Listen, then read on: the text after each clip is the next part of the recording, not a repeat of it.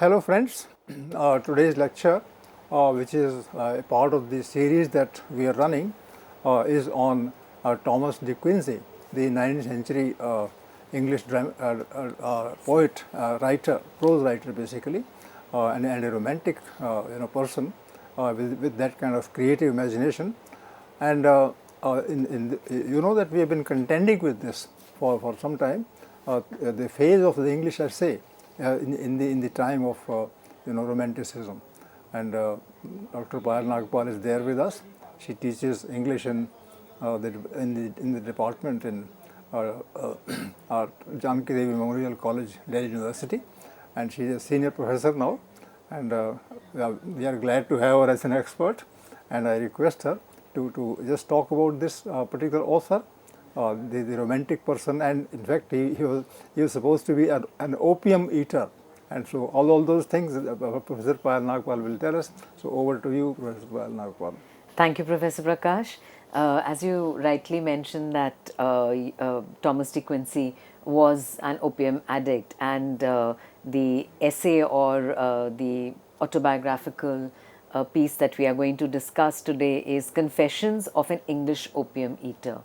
And I think de Quincey's confessions need to be looked at not only in terms of the content, but like you mentioned about the series on the English essay, the way in which the essay changes its form in the hands of someone like Thomas de Quincey. Yes. So, because if we look at the title itself, it is Confessions. So, are the confessions a kind of life writing? Are they an autobiographical piece? Is this another form of an essay? So, there are a lot of these questions that we will take up in the course of the discussion today. So, here is a portrait of Thomas de Quincey.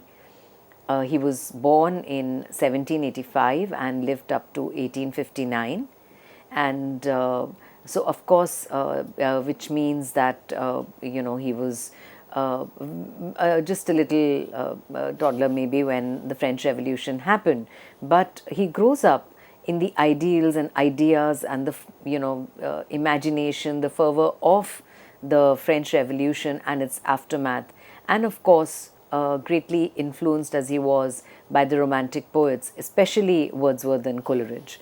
He was born, Thomas de Quincey was born in Manchester, and he is the son of a merchant. So this connection again remains important because we understand, industrialization that begins, an early phase in the 18th century, and how it establishes itself in the 19th century, and how to belong to the merchant class meant that there was a certain degree of money that the group would have. However, his father died when he was quite young. De Quincey was very, very influenced by Wordsworth's lyrical ballads, and later he undertook a solitary trip to Wales. And it's interesting that his uncle, who was giving him some money, decided to stop it because he would not inform him about his whereabouts. His association with the use of opium is something that is central to the Confessions, as the title itself suggests, of an English opium eater. And he explains how while he was in Oxford, he began using it to cure a stomach ailment, because there would be days when he would just go without food, without anything, and so opium kind of helped him. And he then also talks about the way in which it negatively impacted his health. And so there is a section on the preliminary ideas, and then there is a section on the pleasures of opium, but he ends it with the pain of having used opium. Another reason that he probably used opium was also because he suffered from a kind of nerve pain called trigeminal neuralgia. And finally, at times he stayed in different places, and he settled down in Grasmere in the Lake District that was associated, of course, with the Lake District poets. That's Wordsworth, Coleridge and Lamb. And so we see his association with a kind of romantic sensibility. And he also stayed in the same cottage after Wordsworth left it, and it was then known as Dove Cottage. And later on, he also stayed in another such place in Ambleside.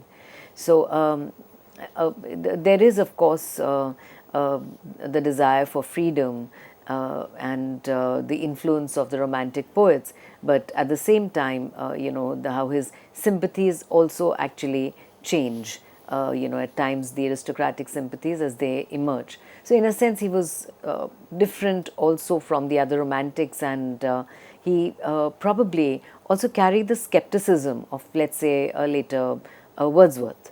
And his Confessions of an English Opium-Eater appears in two parts in the London Magazine in 1821. What's interesting here is the subtitle to this. The subtitle is Being an Extract from the Life of a Scholar. So from the essay, we have already, looking at it as an extract from the life of a scholar. So I think the term, three words that are very important here. One is the extract, that it does not follow a kind of conventional narrative like a Bildungsroman of growth and reaching a certain stage, but it's only an extract, and it is about the life, and the life that too of a scholar. So these three words in a sense also give us the coordinates on which the essay is developing in the hands of Thomas de Quincey. So the essay has now kind of where earlier we would have the essayists recording their observations about what they would see around them, but here it is directly about the writer's life. So it also becomes a kind of early form in a sense of life writing. So and not to miss, of course, like quite a few of the other essays, that there is a direct address here to the reader. The second very important aspect is that this is confessional. So there is a kind of truth value that is attached to it, which is of course something that can be contested, that is there any fictionalization here or not. But the very title indicates that there is more of a kind of confessional truth here than anything else. And of course, because he is recording something that has happened earlier, so a kind of memoir or life writing continues here. So here I would request Professor Prakash to share his views on how the form of the essay itself, using both the form of the life writing and the confessional mode here, changes probably the way in which the essay is written, read and perceived by the reader. Well, it's a very fine question, and the way you pose it suggests that one should go into the reality of the confession.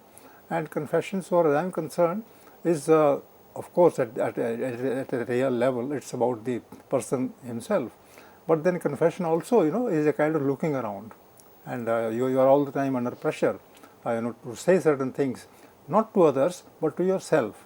So at the center of the confession, in my opinion, is the self, and that self keeps expanding with respect to the the outer surroundings, and there is a kind of interaction. And what you suggested about the title, that there are three words, and those words are not exactly the same. They are different. They move in different directions.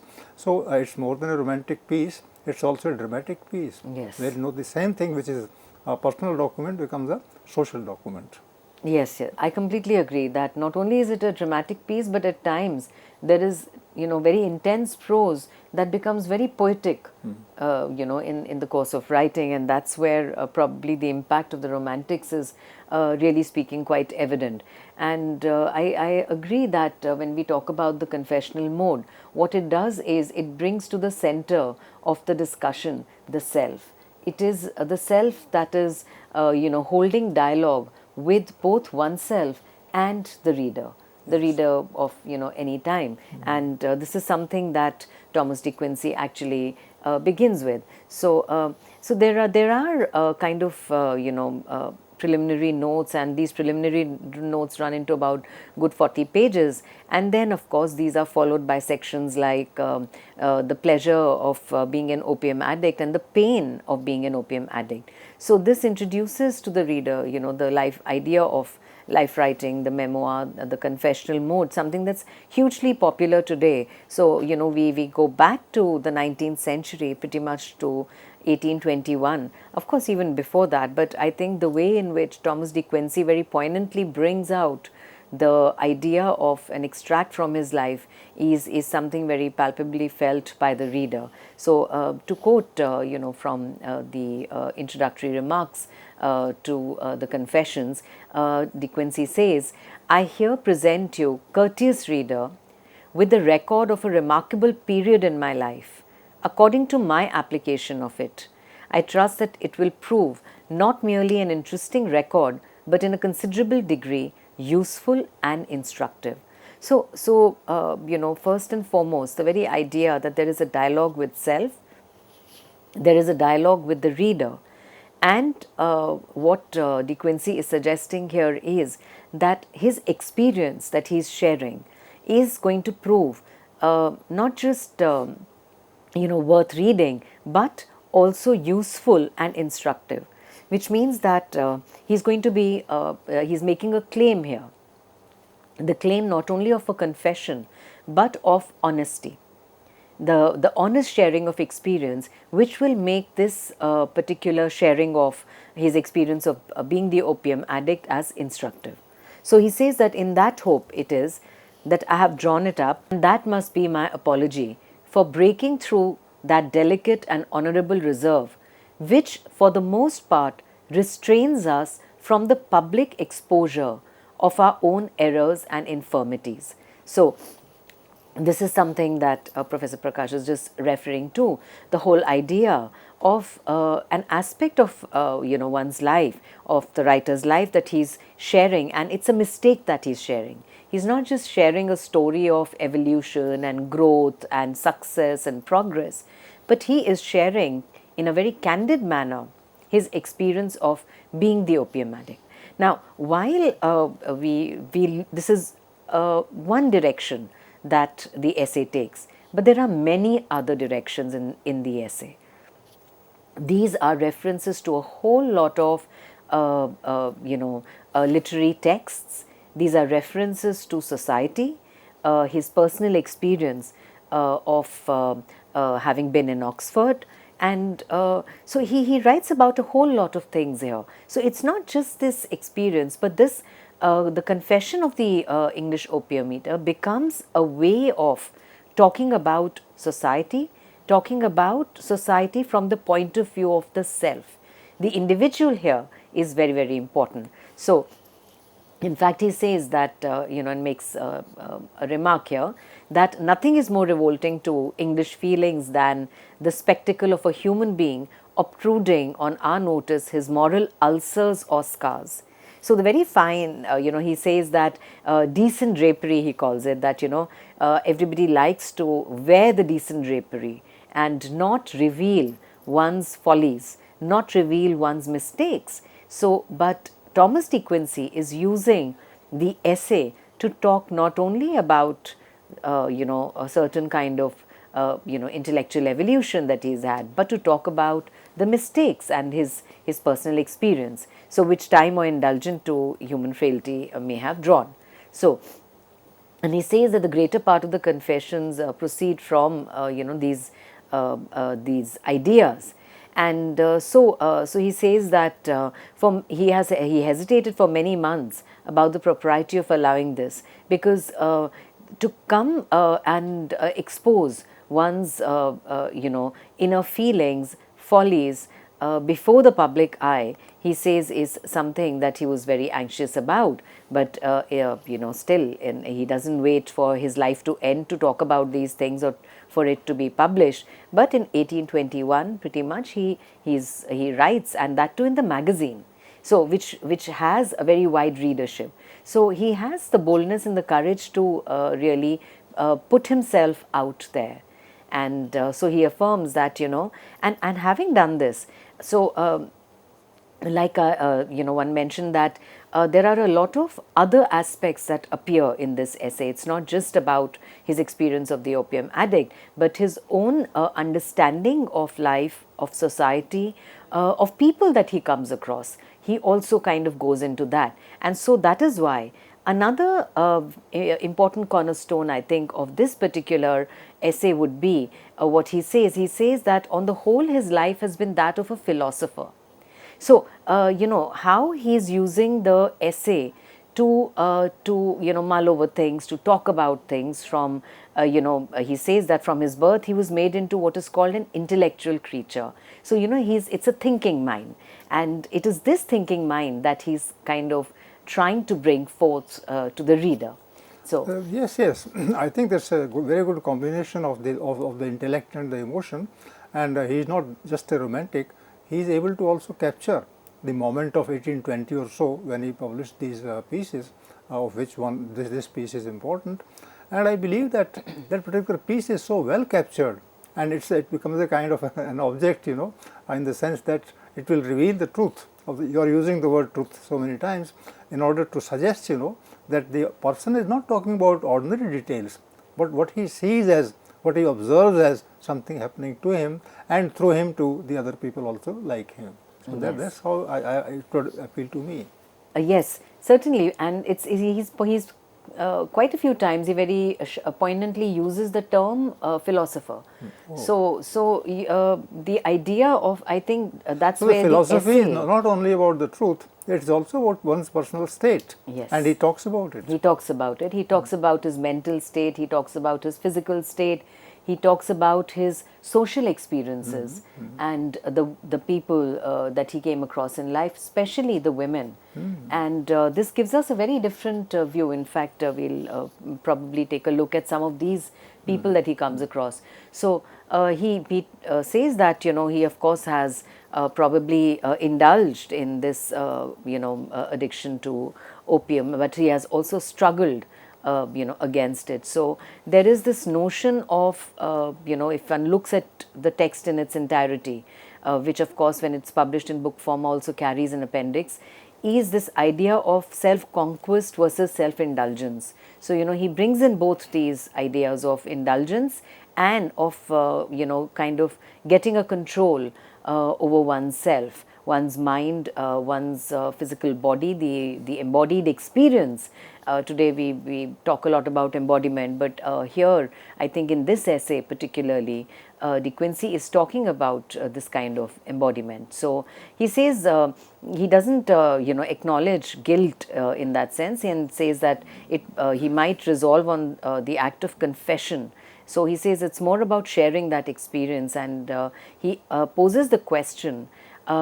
It's 1820s, and as we said that the society of the time is reflected, and he asks a question about who is this whole class of opium eaters, and he says, addresses the reader directly, and he says, I'm very sorry to say that it's a very numerous class indeed. And that tells us, and he shares his experience, of course, of having gone to the London druggists, and he says that there are, it was available very easily, and the fact that, there were, the druggist tells him that there were numerous, what he calls amateur opium eaters, and, the difficulty of distinguishing these persons, the challenge that the druggists faced was, who were the people who were having it as a kind of medicine, and who were the ones who wanted to take their life with it. So this was a challenge to the druggists of the time. Of course, he's also being very gently ironic about it, but he says that this is one of the things.